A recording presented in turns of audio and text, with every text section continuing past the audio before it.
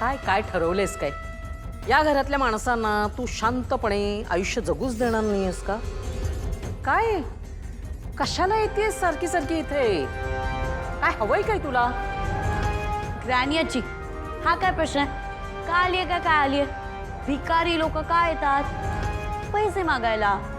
म्हणून तर ही आजी आजी करत भीक मागायला आली आहे इथे. अगदी बरोबर. ही आधी गरीब होती, मग अनाथ झाली, मग आता पैसे कोण देणार? हं? तेच मागायला आली आहेस ना? तुझ्यासारखी भिक्कारडी आणि गरीब माणसं श्रीमंतांचा फक्त फायदाच उचलतात. हो की नाही कमळी? बरं ठीक आहे, तुम्हाला जो काय गोड गैरसमज करून घ्यायचा आहे तो करून घ्या. त्याचं मला आता काही वाटतच नाही, विचार बी करत नाही मी त्याचं. आणि आम्हा गरिबांसाठी तुमच्यासारखी नाती काही बेगडी नसते. आम्ही नाती मिरवत नाही, एकदा नातं जोडलं तर आयुष्यभर टिकवतोय. ए ओव्हर स्मार्ट, तुझा जो ओव्हर स्मार्टनेस आहे ना तो तुझ्याकडेच ठेव. आम्हाला टीच करायला जाऊ नको, कळलं का? आणि चल आता इथून निघ. आणि काय बघ, शेवटचं सांगतो, मी आजी आजोबांना भेटायला आलो आणि त्यांना भेटल्याशिवाय मी इथनं हलत नसतो. नाही, तुला नेहमी म्हणजे तुलाच असं पाहिजे की आम्ही धक्के मारूनच बाहेर तुला काढायचंय का? ठीक आहे, ॲज यू विश डन.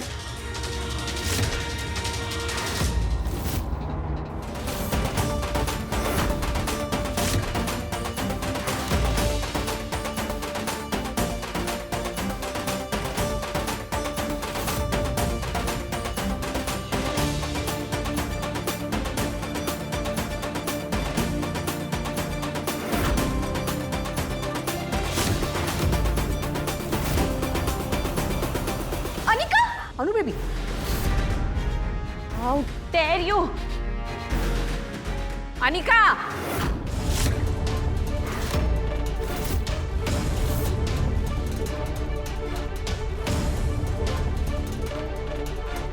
काय चाललंय? तुला किती वेळा सांगितलं मी कमळीच्या वाटेला जाऊ नकोस म्हणून? कळत नाही तुला? आजी, तुला किती वेळा मी सांगितलंय की ही तुला लुटायला इथे येते. एक शब्द बोलू नकोस.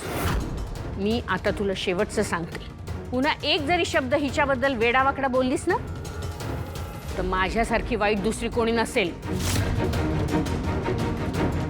जा तुझ्या रूम मध्ये.